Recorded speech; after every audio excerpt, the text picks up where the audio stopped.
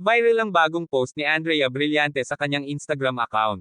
Sa kanyang OOTD, makikitang nakasuot siya ng brown jacket na binagayan ng loose pants at rubber shoes.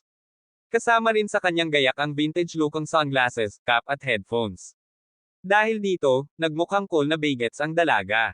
Hindi rin siya nakilala ng ilang fans at inakalang photo ito ng partner niyang si Kyle Echari. Umani rin ito ng maraming likes at ikinumpara pa ang pagiging groovy niya kay Kyle. Samantala, feel na feel ni Andrea Brillantes ang pagiging solo artist ngayon at talagang ine-enjoy ang mga ibinibigay na project sa kanya ng ABS-CBN.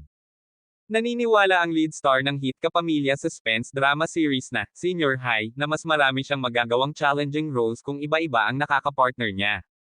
Ang dami ko pong pinagdaanan sa mga shows ko na lagi akong may nakakapartner tapos noong nagkaroon ako ng opportunity na parang pwede na ako mag-solo artist, parang gusto ko siya i-explore, dugtong ng dalaga. Tapos ngayon super ko po siyang ni-enjoy lang at mas nakikilala ko kasi yung sarili ko at yung sarili ko bilang isang actress at mas marami na po ako pwedeng paglaruan at mas marami na po ako pwedeng makatrabaho na bago, aniya pa.